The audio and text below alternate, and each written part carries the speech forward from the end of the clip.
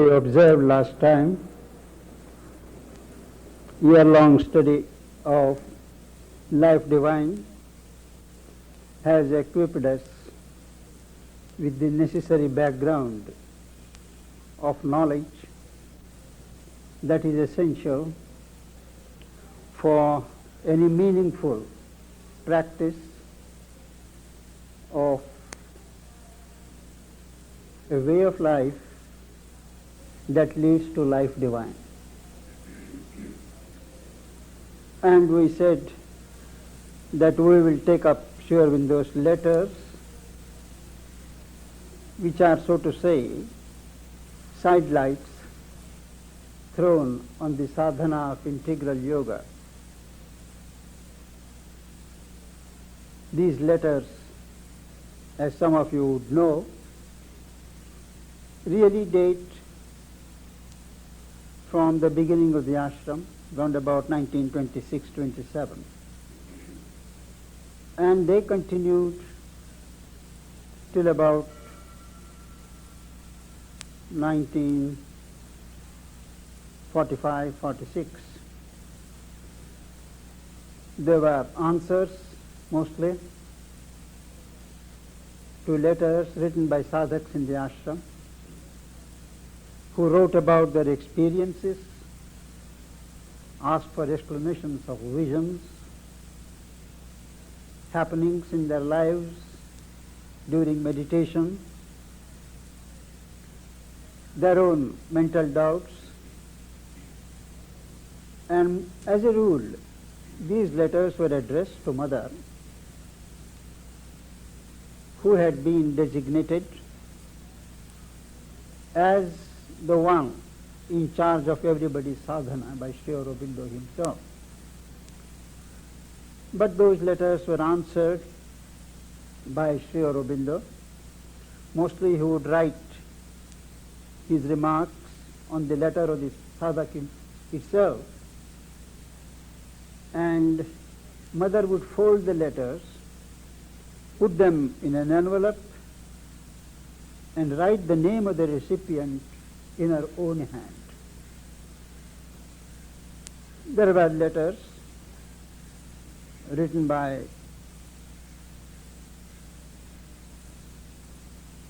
people who had studied his works, by people who were absolutely new and did not even know English. Particularly there were some ladies, but who had an opening and who wrote in Bengali, and Sri Aurobindo could read Bengali, Gujarati, and he answered in English.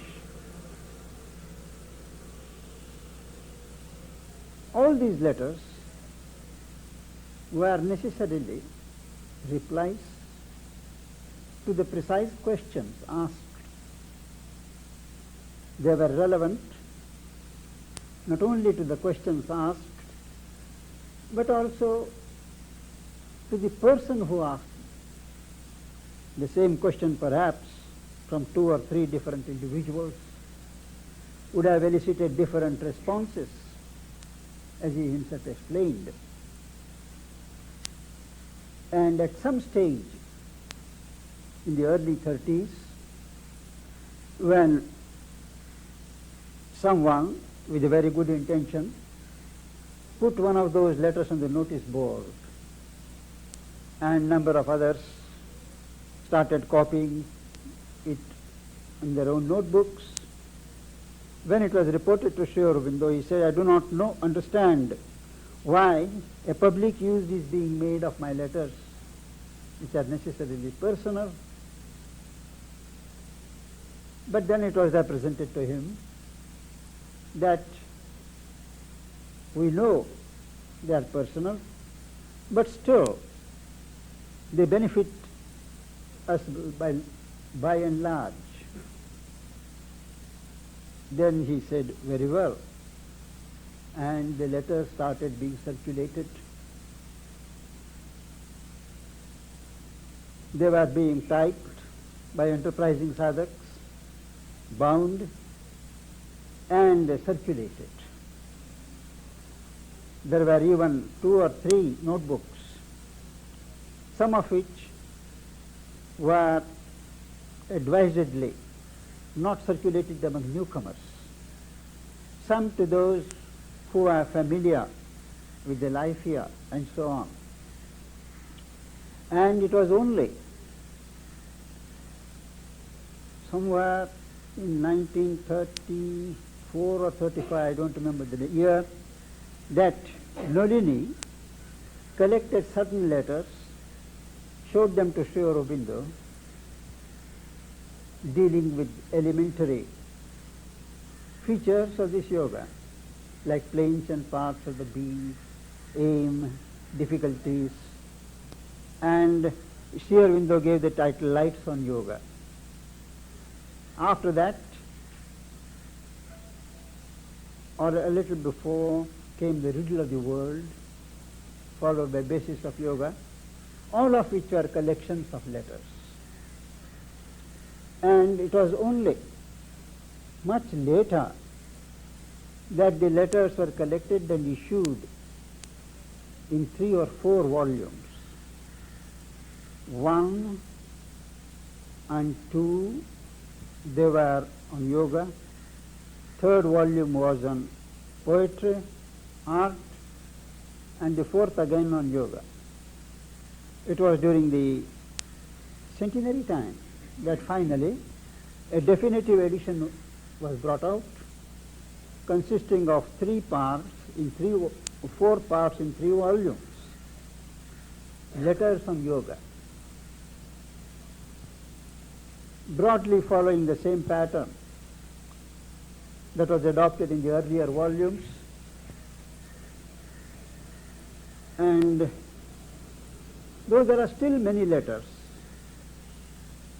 to be published, what has appeared now represents by and large the bulk of his letters. Sri Aurobindo in his letters is quite a different personality than the author we come across in his major works. There is a certain direct approach, a certain understanding at a human level in these letters. But they do not have that standing which books like Life Divine or Synthesis can have, because they were, as I said, responses to individual queries at a particular time to particular people. Still there is much that we can derive benefit from them, and it is with that view in mind that we have selected the 4th part of the letters dealing with triple transformation. We have read the chapter with the same title in Life Divine, and that should form a good introduction to us for studying the same subject, dealt with from 100 different angles at a working level, so to say. Now, before we begin studying the subject proper, let us be clear on what is transformation. Is it the same as realization? And if it is, what's the necessity of bringing in this concept of transformation? Once you realize the divine, you are one with the divine, and that's the end of it. That's one approach.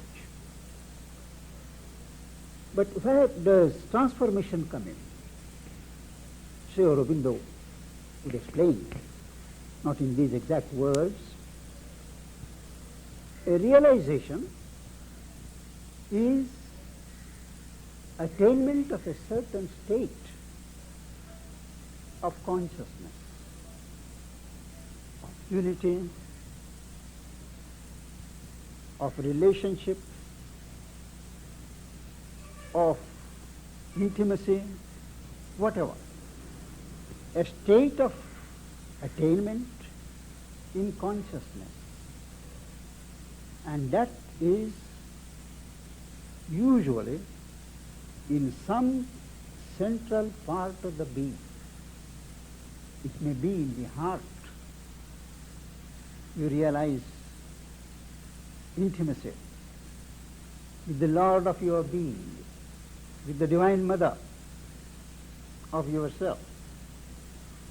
It may be a realization of unity with the all-pervading divine Brahman in the universe, or with the transcendent Purusha, Purushottama. These states are confined to the part or level of being where the states are attained. The rest of the being may or may not be influenced by this fact of realization. Now, transformation is something definitely more. When you realize, the fact of realization is paramount. But transformation means the effect of that realization, the dynamic process of that realization in changing the nature, changing the substance of that part or the whole being. Realizing Brahman in the spiritual mind is not the same as transformation of the mind. Transformation is when every activity, every part of that instrumental being is completely converted to the principle of what is realized. So transformation is a succeeding step to realization. There can be no transformation without a prior realization. But there can be a realization without the bother of transformation. Sri Aurobindo's philosophy, his yoga, has for its central plank transformation of nature. All along in the spiritual traditions of the world, nature had been given up as intractable, inelastic. But Sri Aurobindo and the Mother hold and have proved that nature can change and is meant to change. After a certain level, nature cooperates in a self-change. Transformation is possible provided you get the consent of nature. The whole difficulty comes when you fight with nature, when you treat nature as an opponent and fight it. But if, as we have read in Life Divine, in the chapter on Gnostic being, you convert not only the Purusha but also the Prakriti, and the Prakriti will consent to be changed only when you convince it. It has to. A certain amount of pressure is there, of course, but it has to yield to the pressure or the persuasion of the Purusha. And in Sri Aurobindo's conception, the transformation is not only of the heart, of the spiritual mind, not only of the vital energies, but of the physical, the material body, down to the least cell, so that the human body becomes a divine body, and human life is converted into a divine life. With this broad background, we can now approach the basics of transformation. He speaks of 3 phases of transformation. First is the psychic transformation, the transformation that follows realization of the divine centered in our being. That is the psychic being. So you realize the psychic and impose the psychic rule on the instrumental nature. Now this psychic transformation is necessarily individual, personal. But in an integral yoga, this can only be the first step, though a capital step. The next step is enlargement. Realizing the universal divine, not the individual divine alone, but the cosmic divine. And that is, you open to the divine consciousness above the mind. And in doing so, you necessarily break out of your individual shell and enlarge yourself. That is the spiritual realization. Realization and transformation of the spiritual being after the psychic being. It is a universal experience. First is a personal, individual. The universal, the spiritual is universal, cosmic. But that's not the end. Because even the highest levels of the universal manifestation is under the shadow of ignorance. So, if you have to convert your life into a life of knowledge from a life in ignorance, you have to go beyond. And that is where we have the supramental transformation. Beyond the highest reaches of the mind, which are termed the overmind, there is the truth mind, the truth consciousness.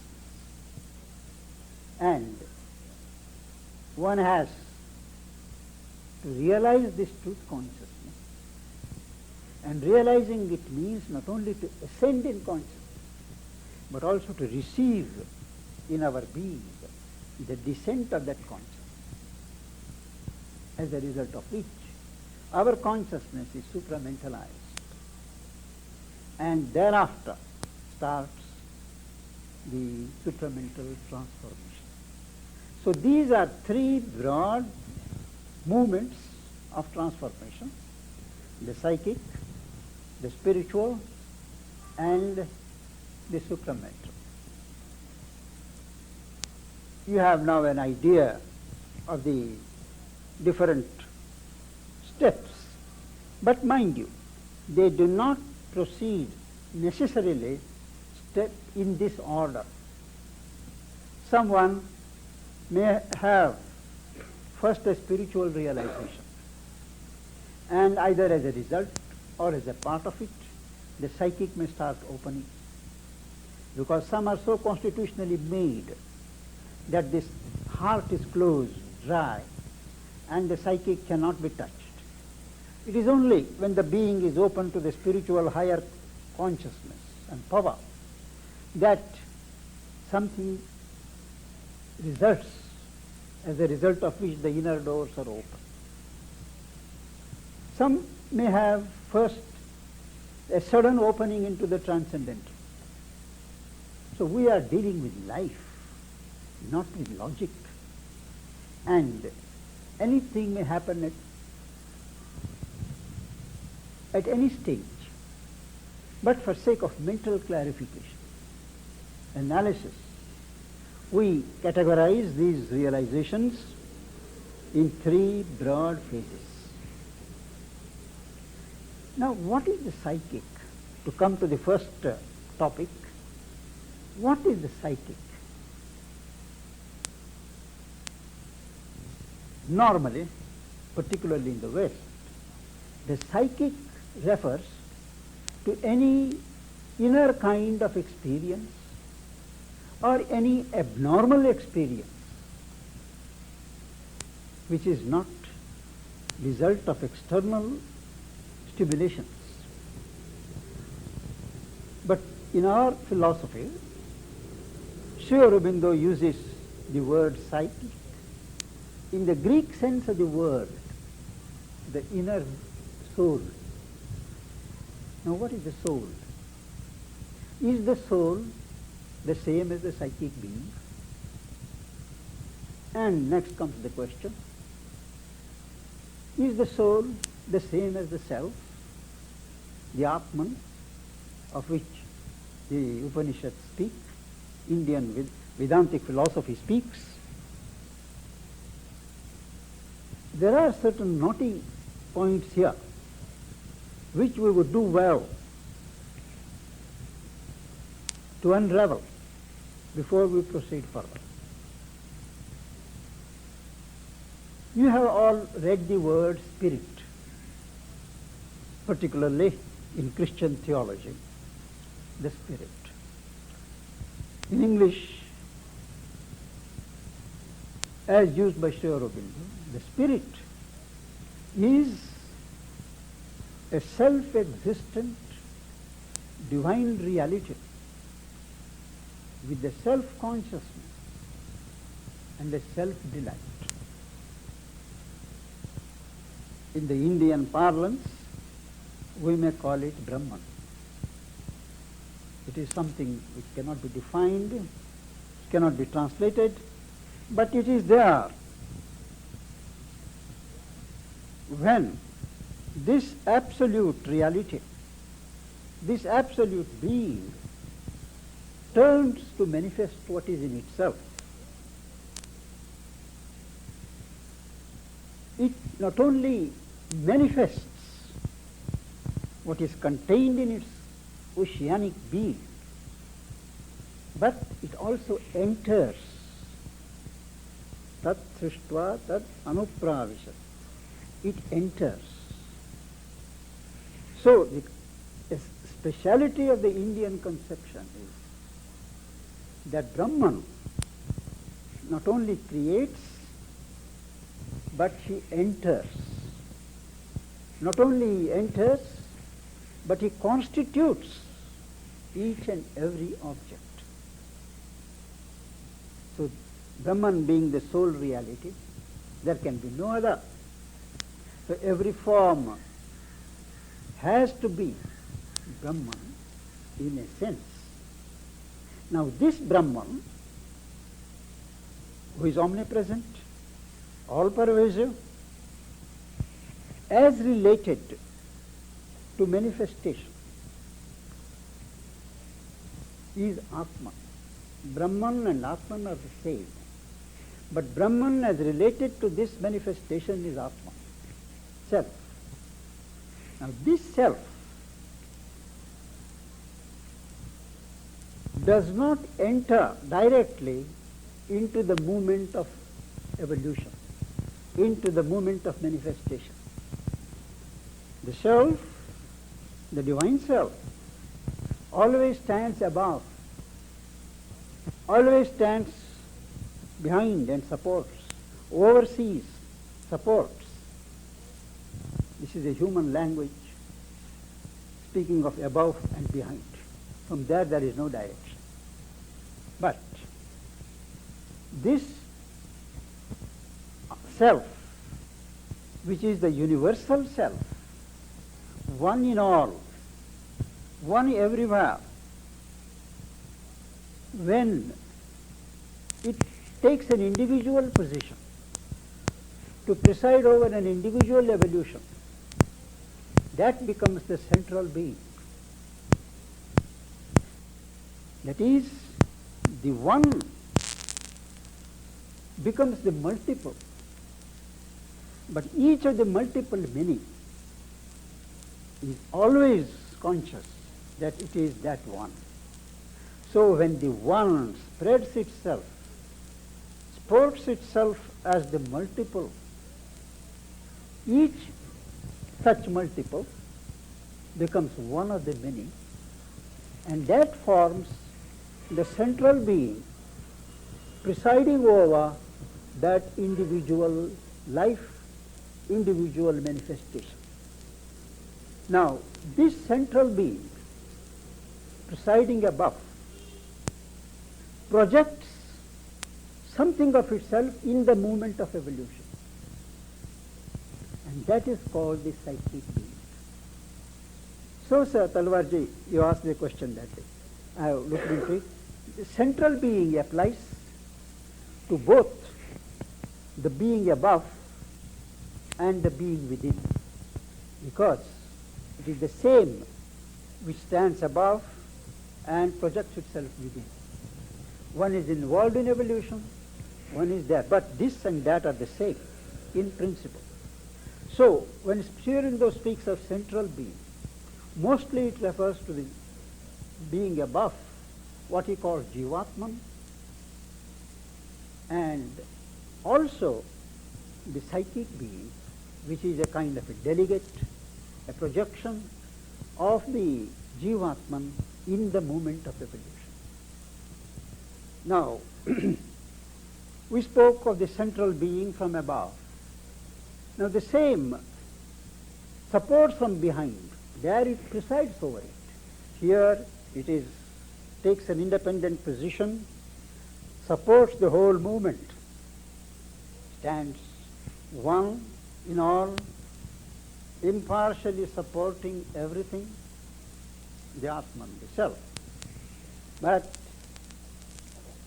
it puts forward a projection, a part of it, so to say, in the movement of evolution. And that is the psychic entity. To put it differently,